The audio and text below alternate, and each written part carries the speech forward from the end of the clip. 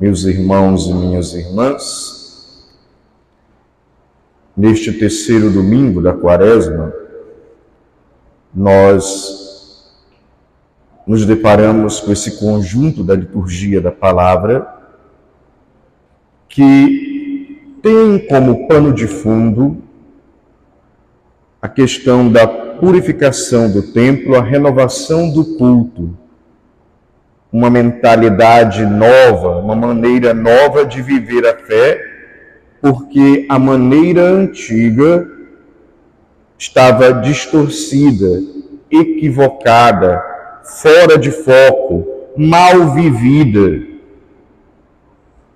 Portanto,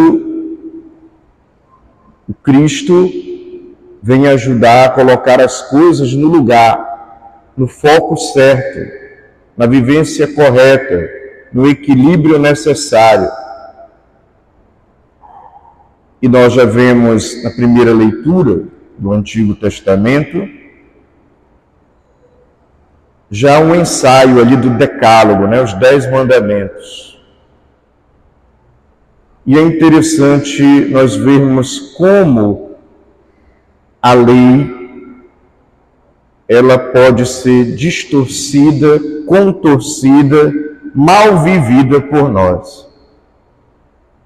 Então, os 10 mandamentos, a lei de Deus, é uma baliza, é como se fosse baliza. A gente não sabe direito por onde caminhar, colocamos as balizas de um lado, do outro, e aí nós vamos tendo noção, bem, esse aqui é o meu limite, não posso ultrapassar esse limite, eu vou caminhar por aqui. Ainda mais, se nós levarmos em consideração que o povo de Deus, quando recebe os 10 mandamentos, esse povo passou em mais ou menos 400 anos escravos no Egito. Era um povo embrutecido, ignorante, bruto. Então, eles precisavam de algumas orientações, como leis, para que eles soubessem como caminhar. Eles não tinham como discernir as coisas. Portanto, a lei, a norma, tudo isso lá no Antigo Testamento e mais ainda para nós, são orientações para nos ajudar a viver melhor. E são orientações de um bem viver que precisa nos levar a amar. Uma lei que me leva a odiar, alguma coisa está errado comigo com essa lei. Porque a lei de Deus é dada para nos ajudar na nossa relação com Deus e com o próximo. Cumprir a lei pela lei, a norma pela norma, de uma maneira legalista, de uma maneira mecânica, superficial, cumprir rito por rito, cair num ritualismo, cair em um legalismo, não basta. Torna a fé estéril. E é aí que Jesus quer que nós enxerguemos, já a partir do Evangelho. Ou seja, a lei foi mal interpretada, e porque foi mal interpretada, estava sendo mal vivida. Porque estava sendo vivida numa dimensão moralista, puritana e até supersticiosa. Eu cumpro esse preceito e aí Deus vai realizar isto aqui na minha vida. Como se Deus fosse um grande negociador, um mercador do bem e eu tenho que comprar os favores de Deus. Não! Os favores de Deus são gratuitos, amorosos, generosos, sem limites, misericordiosos. Nós não compramos e nem merecemos, Ele dá porque nos ama. Portanto, toda a lei, todo o mandamento é uma orientação para vivermos naquilo que Jesus nos falou, que veio aperfeiçoar a lei, naquilo que Ele coloca como referencial: amai-vos uns aos outros como eu vos amei. E a maneira dele amar é se sacrificando, é doando-se, é fazendo o bem, é tendo misericórdia, é acolhendo, é tendo compaixão, é dialogando, é sendo tolerante. Portanto, tomemos cuidado para não pegarmos os mandamentos da lei de Deus. Tomemos cuidado para não pegarmos as leis e normas da igreja.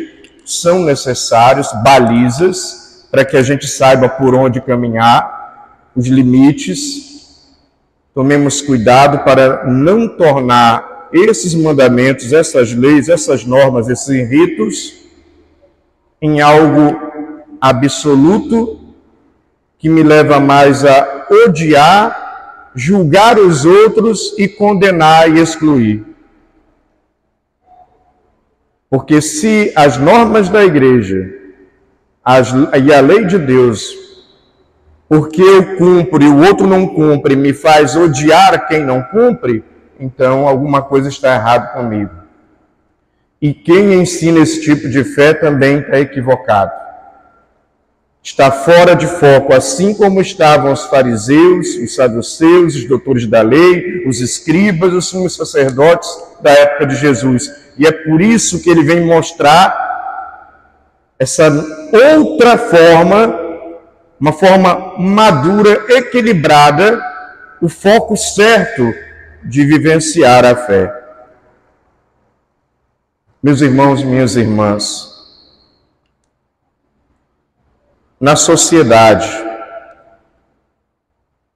e dentro da igreja, quanto mais lei, quanto mais norma, quanto mais regra nós criamos, menos nós amamos. Por quê? Porque se eu preciso de uma lei me dizendo o que é correto, se eu preciso de uma norma para me vigiar, para me patrulhar, inclusive para me punir se eu não cumpri-la, é sinal que eu ainda não amo. É sinal que somos pessoas ainda imaturas, no ponto de vista da fé, do ponto de vista humano, no ponto de vista dos relacionamentos. Se eu preciso de uma norma para me ensinar, para tomar decisões corretas, é sinal que me falta bom senso. É sinal que me falta discernimento ainda. Porque se de fato nós amadurecemos no amor, se de fato o amor espelhado em Cristo Jesus e Cristo crucificado, que é sacrifício, entrega, doação, compaixão, diálogo, misericórdia, se nós nos espelhamos nesse amor, nós precisamos de poucas leis para nos conduzir, porque a lei maior é a do amor, que vai nos dar maturidade, vai nos dar bom senso e vai nos dar o devido discernimento. Exemplo, nós temos uma lei que reserva assento para os idosos. Precisaria criar uma lei para isso? Será que a sociedade e os homens não deveriam ter o bom senso, a caridade e a sensibilidade de, bem, chegou um idoso, deixa eu levantar para ele sentar. Quando uma lei tem que me obrigar a fazer isso, eu faço por medo da punição, eu faço por medo da censura dos outros, significa que eu não amo. Significa que eu ainda sou uma pessoa imatura. Ainda não aprendi a amar conforme o padrão de Cristo, conforme o ensinamento de Cristo. Mais exemplo, a fila preferencial, da mesma maneira para os idosos, para as gestantes.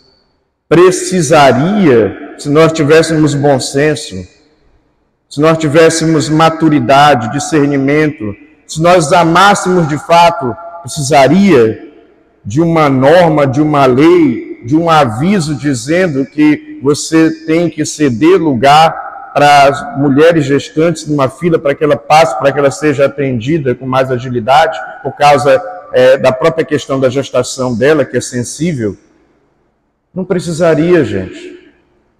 Seria uma questão de bom senso, de gentileza, de humanidade, de bondade, de caridade, de misericórdia, de compaixão, de solidariedade, de colocar-se no lugar do outro. Tudo isso é amor. Portanto, quanto mais uma sociedade cria leis, quanto mais uma igreja cria normas, menos nós amamos. E ainda corremos o risco de usar essas leis, essas normas para odiar os outros. Porque o cara não cumpriu, eu estou ali julgando, eu estou ali condenando, eu estou querendo purificar o mundo, aplicando a lei pela lei, a norma pela norma. Precisamos ter cuidado com isso dentro da nossa convivência social, mas também dentro da igreja. O amor deve me ensinar. E o amor espelhado em Jesus Cristo, não é qualquer amor. Não é o amor egoísta, individualista do mundo.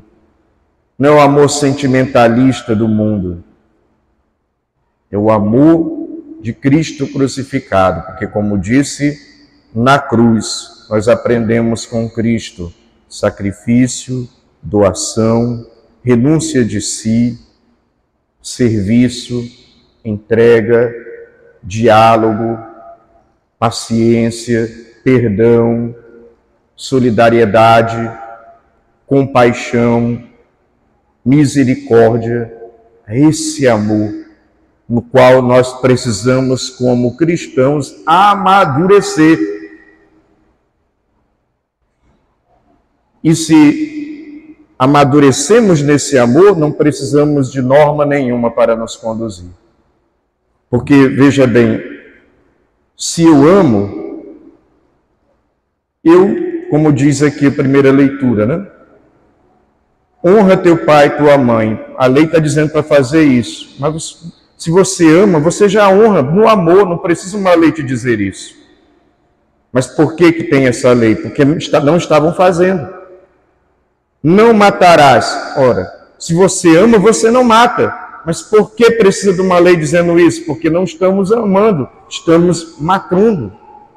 Não furtarás. Por que precisa de uma lei nos dizer que não é para furtar? Todo mundo sabe que é errado. Mas como nós não amamos, precisamos de uma lei nos dizendo isso. Portanto, um dos problemas essenciais da humanidade é, de fato, a falta de amor. Ou, muitas vezes, uma má compreensão do que é o amor. E, por isso, uma má vivência, inclusive, da fé e dos nossos relacionamentos. E aí eu já faço novamente a ponte com aquilo que eu disse no início da homilia. Jesus vem purificar o templo, vem renovar a maneira de viver a fé. E vem purificar que templo? Porque ele se coloca como templo. Ele mostra que nós somos templos vivos de Deus. Templos vivos, inclusive consagrados a Deus pelo batismo, onde misteriosamente Deus Espírito Santo habita. Daí o zelo que nós devíamos ter um para com os outros, o respeito que nós devíamos ter um para com os outros, porque o meu irmão, a minha irmã é templo vivo de Deus. O cuidado, o carinho, a atenção, porque o meu irmão, a minha irmã é templo vivo de Deus, é consagrado a Deus. É tão consagrado quanto esta igreja. É tão consagrado e mais ainda quanto qualquer imagem dessa que está aqui nessa igreja. Então, se eu tenho respeito por essa igreja, pelas imagens que estão nessa igreja, que representam aquilo que é sagrado, espiritual, mais ainda deveríamos ter respeito uns pelos outros. É uma maneira diferente de viver a fé. E quando eu sou apenas um aplicador da lei, muitas vezes essa lei, vivida de uma maneira mecânica, moralista, condena, julga, exclui e odeia. Tomemos cuidado com isso. Portanto, uma outra coisa, para encerrarmos essa homilia, que fica claro quando Jesus está expulsando os vendilhões do templo, uma das poucas vezes que ele é duro dessa maneira, em todo o Evangelho, é que, infelizmente, naquela época, o templo virou um grande negócio. Não era para devoção, era para fazer negócios. Mas hoje não está muito diferente no seguinte sentido. Nós vivemos dentro de um sistema capitalista, dentro do neoliberalismo, e não há outro sistema que o ser humano desenvolveu por enquanto melhor que esse. Tem seus defeitos, tem suas falhas, devemos aperfeiçoá-lo. Eu não sou contra o capitalismo, mas existem algumas injustiças, existem alguns desequilíbrios que precisam ser corrigidos. Portanto, dentro desse sistema capitalista neoliberal, tudo se torna produto, inclusive Deus e a fé. E às vezes as pessoas vêm para a igreja com a lógica do produto. O freguês sempre tem razão.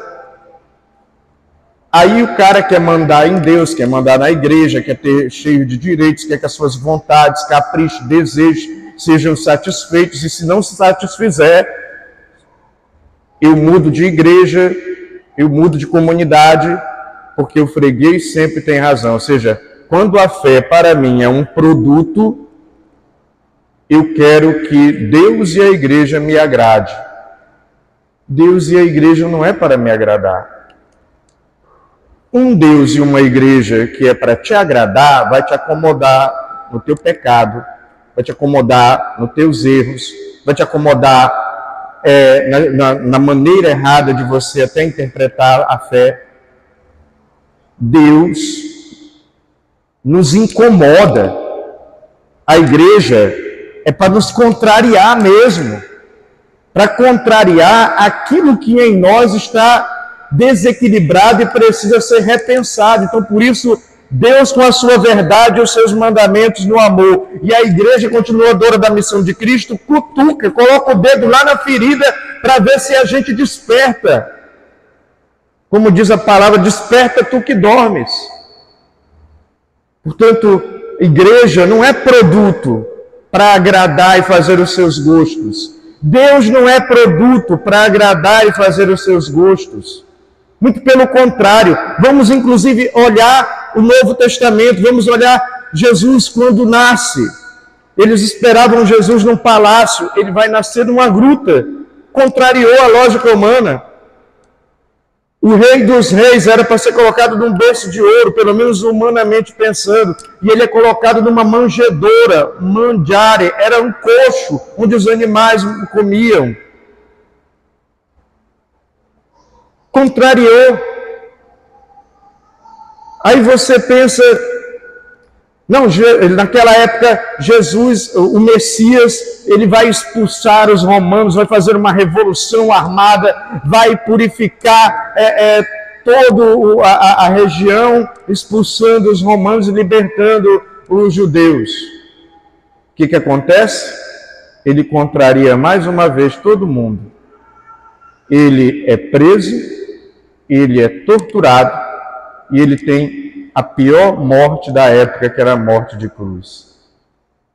Contrariou tudo aquilo que eles esperavam, contrariou tudo aquilo que eles pensavam do Messias. Portanto, Deus nos contraria. E é por isso que ele expulsa os vendilhões do templo. Ele está nos contrariando, está nos mostrando uma outra lógica da vivência da fé, que não pode ser essa lógica onde Deus é produto e eu sou freguês e eu sempre tenho razão.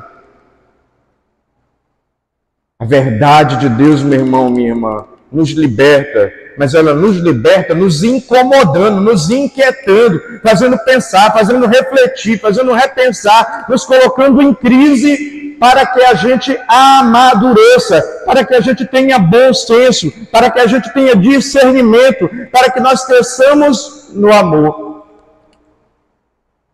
Uma nova maneira de viver a fé.